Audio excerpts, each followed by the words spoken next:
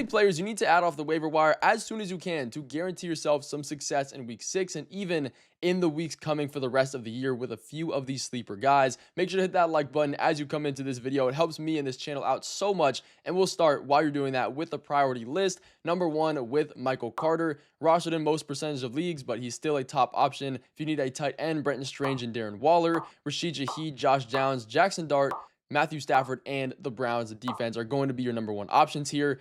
As we get into it, we will start with Kendre Miller. Simply put, the difference between these two running backs in Kendre Miller and Alvin Kamara's snaps are getting closer and closer and closer. Now, last week, only 5.9 fantasy points from Kendre Miller, but it was the second week in a row where he had over 10 rushing attempts, and he has been more efficient than Alvin Kamara on a per-touch basis. To put this into perspective, in week 4, Alvin Kamara had 49 snaps compared to Kendre Miller at 21. Now, last week against the Giants, Kamara had 37, which is, by the way, a season low compared to Miller at 26. This backfield is slowly but surely becoming a split situation, and Kamara is still getting all the goal line work. So it's nothing we necessarily need to be worrying about there yet, but that could change. I do expect that Kendre Miller is going to get used, probably not at the goal line, but in the receiving game, in the 2-minute drills, and he's going to build his role, which is what we've seen with his snaps increasing every single week, and his usage, of course. And there is always that small chance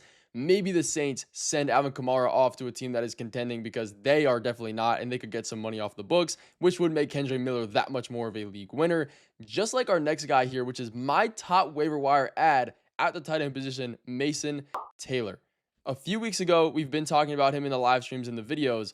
What you didn't know is that this man has been increasing his snaps and, most importantly, targets every single week. Just last week, 17.7 fantasy points, caught 9 of his 12 total targets for 67 yards, hasn't scored a touchdown yet. Last week had a 27.3% total team target share, leading in targets over guys like Garrett Wilson. The great news about this offense is that it's Garrett Wilson and nobody else. There's no target competition outside of him.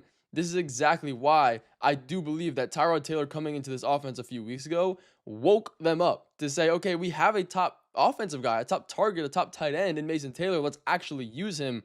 That's exactly what they did. Over the last 3 weeks, he's averaged 8.3 targets per game.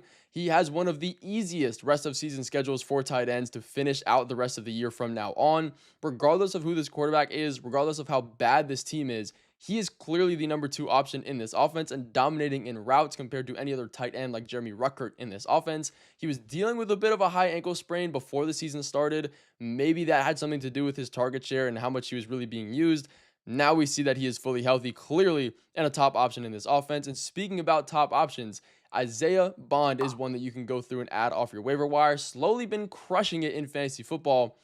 3 straight weeks. He has been the number 2 wide receiver in snaps for this Browns team. In targets, he's working in on 100% of the 2 wide receiver sets with Jerry Jeudy. He has a firm role on that. With Dillon Gabriel in his first start so far this year, he has been the most targeted wide receiver in that first game, again, with a 22% team target share versus the Vikings. He's had 13 targets over his last 2 matchups.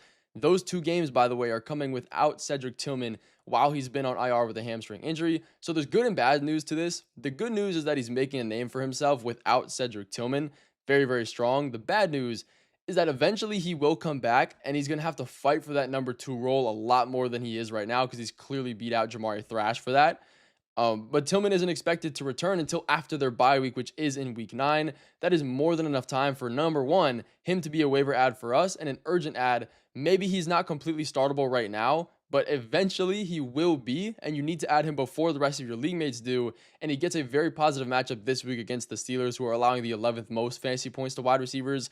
And after that, it's followed by the Dolphins and Patriots, who are also really positive matchups. So if you don't get him now, even if he's not startable, the rest of your league mates are probably going to jump on that opportunity, just like they will with Theo Johnson, who is another top tight end option, averaging 15 fantasy points per game with Jackson Dart as the starting quarterback, putting up 20.3 last week versus the Saints. And he led the team in targets with an 18% team target share. Now, yes, he's had 3 touchdowns in 2 games. We know that touchdowns aren't necessarily a sticky stat and something that's completely volatile, but the underlying numbers are still here and positive for him because he's leading this team and tight end room in snaps and targets.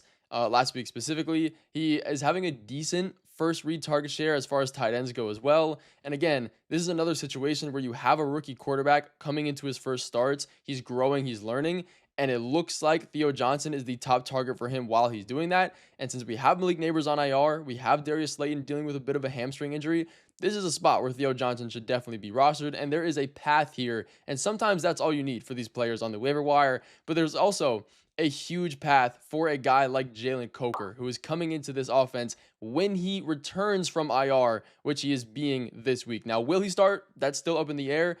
If it's not this week, it's next week, and they need him in this offense. He is instantly going to come in as the number 2 wide receiver right behind Tet McMillan. Now, obviously, Tet McMillan is going to be the number 1, the main target getter. But the rest of these wide receivers really haven't been doing much. Xavier Legette is getting the most snaps right behind him as the number 2 guy. 55 snaps out of the total 70 last week, running 29 routes, only coming away with 3 targets. That is not very good. And again, despite Bryce Young's 30 passing attempts, 3 targets is very, very ugly.